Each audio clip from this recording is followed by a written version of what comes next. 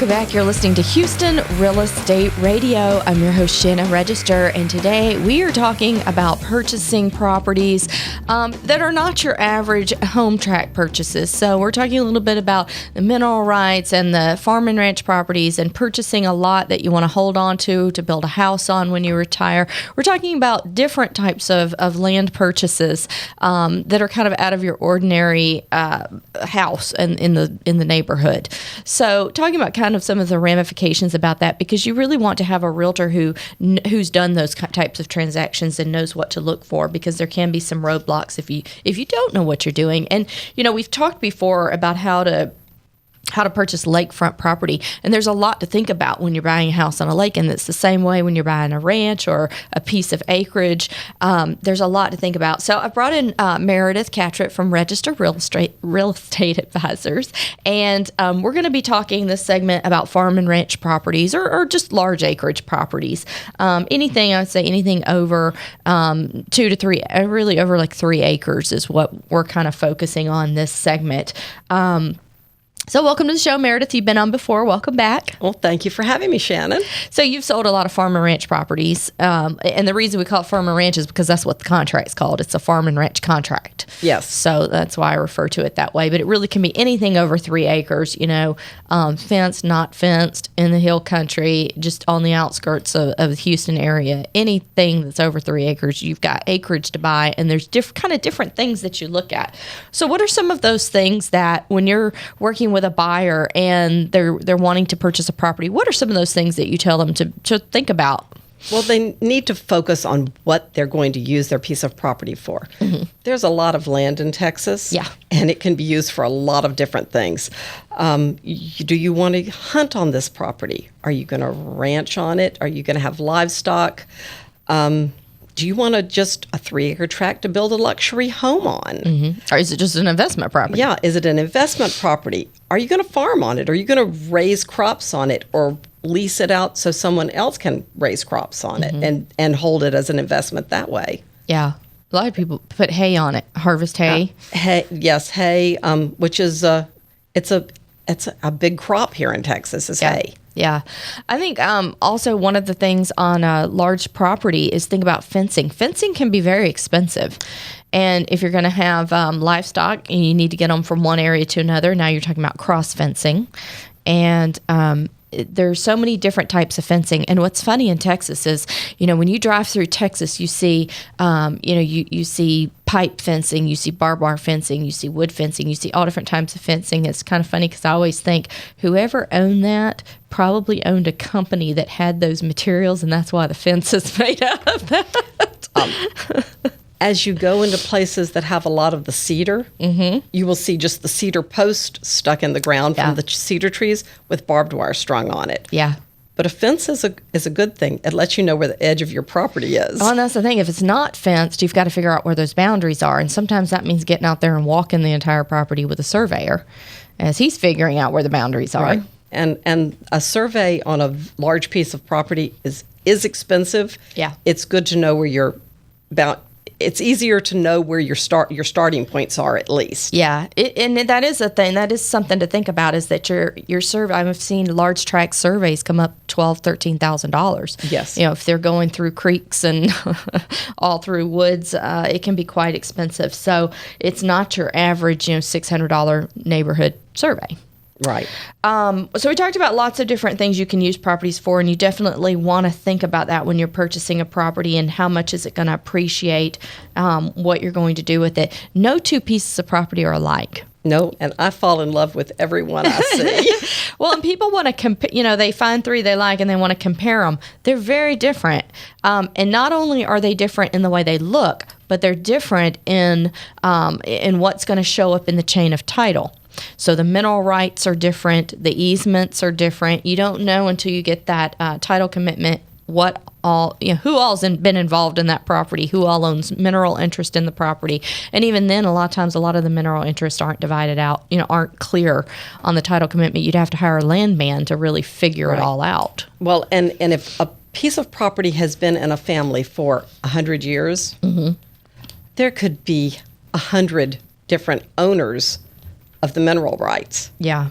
It depends on how the family set it up, how the title changed hands. You could be searching, and if the property was sold and the mineral rights were retained, and I have actually seen this, where there were 25 different owners of the mineral rights. Yeah.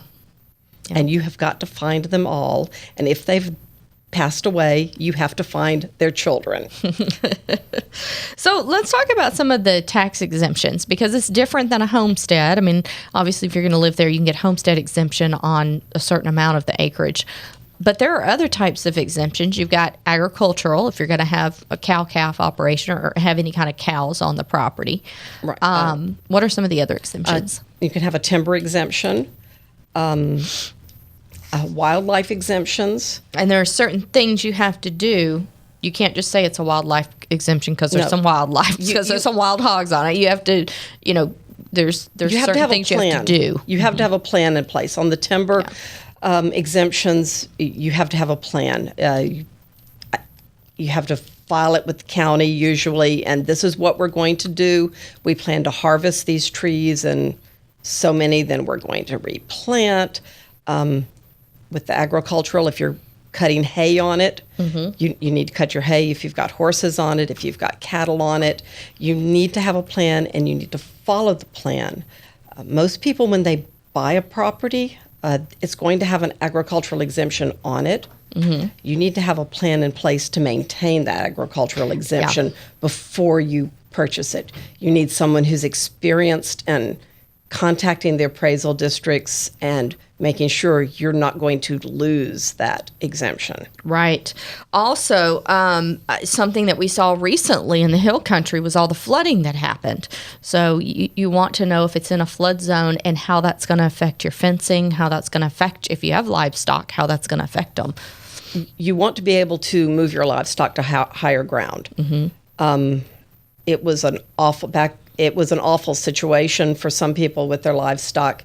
The water can come up very rapidly. Yeah. You want to be able to make sure that your house is on high ground, your barn is on high ground, and that you can get your livestock to higher ground. Yeah. Also, the roads.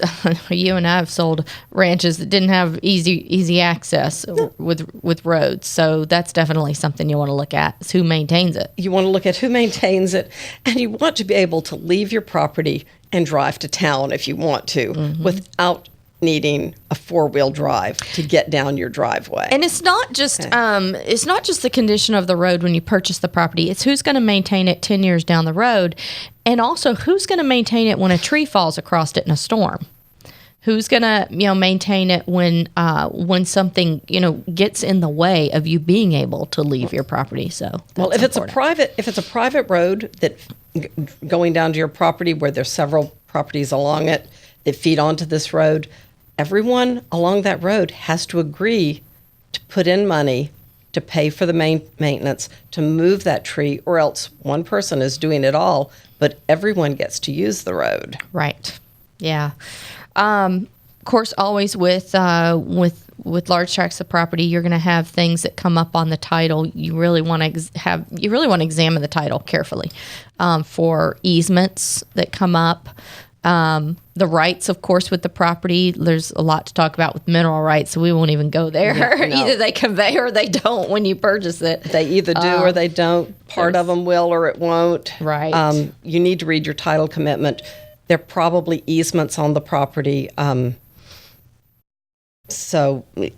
you have to let them, if there's an easement, you're going to have to allow access to your property. Yeah. And there's a difference between different parts of Texas. The land is different. The trees are different depending on where you're purchasing. Hill country is different. Well, hill country is rockier here, and it's flat and low here in East Texas. Go up around Dallas, it's higher and drier. Yeah. West Texas is very dry. It's every place. There's a lot of land all over Texas, and every piece of it's different. Water. We didn't talk about water, but that's a big thing. If you're going to have livestock, you got to have water. If you're going to have crops, you got to have water. Water is very important. It's probably the most important important thing, or one of the most important things. Yeah. You need to be able to get water out of the ground. Yeah, you're not going to have city water. No, you're not. Usually not, right? Okay, well, Meredith Catrett is a realtor over at Register Real Estate Advisors. And Meredith, how can people reach you if they do want to purchase a property? Well, can call me at 281-827-3707. And call the office here and ask for me.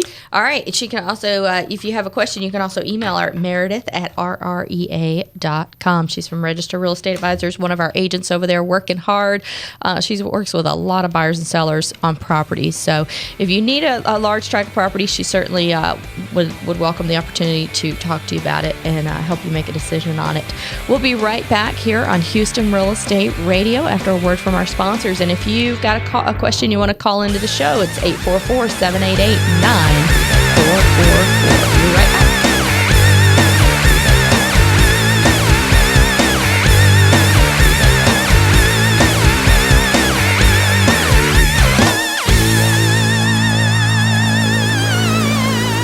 People often find themselves in need of storage and moving, but don't want the hassle and stress. Sound familiar? Well, at Zippy Shell, we make storage and moving easy. Zippy Shell will deliver a storage container to your home or business. You load it at your leisure, and we'll take it to one of our safe, convenient storage facilities, or ship it to your final destination. We treat your stuff like it's our stuff, because we understand you're not just giving us your belongings, you're giving us your trust. Zippy Shell, storage and moving that makes life simple.